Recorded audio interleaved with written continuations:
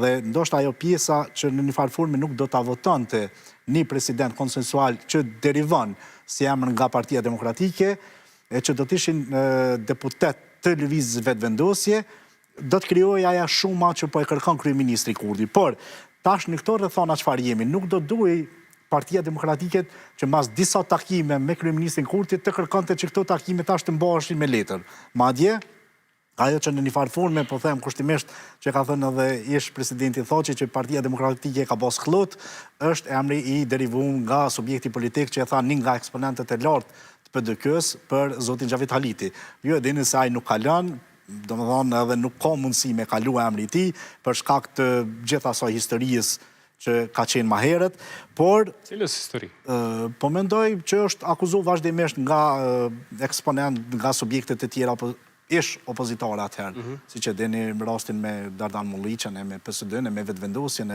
për afera të ndryshme, por ajo çfarë do duhej të ndodhte sot aktualisht në Kosovë, mendoj si një pozicionim i krahut luftës, në këtë rast Partisë Demokratike, AK-s dhe Nismës, do të ishte jashtëzakonisht një barikadë, nëse mund të themi, e votave karshi lëvizjes vetëvendosje. Por ndoshta më tragjikomike, nëse mund të themi, po e bën skenën politike është fakti se me gjas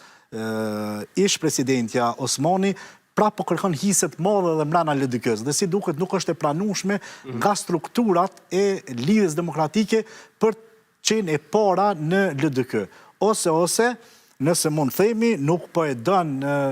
qytetari i Kosovës, ose nuk po dën mjafol qytetari i Kosovës në këto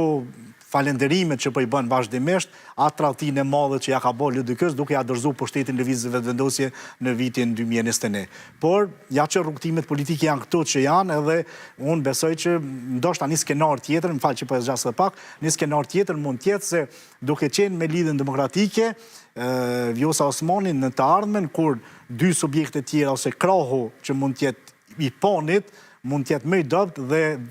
Vjosa Osmani të dalë e dyta, mund të kërkojë një hise më të madhe që të ketë në një farë forme prezencë edhe në qeveri edhe në presidencë. Po mendoj që kjo mund të jetë një nga skenarët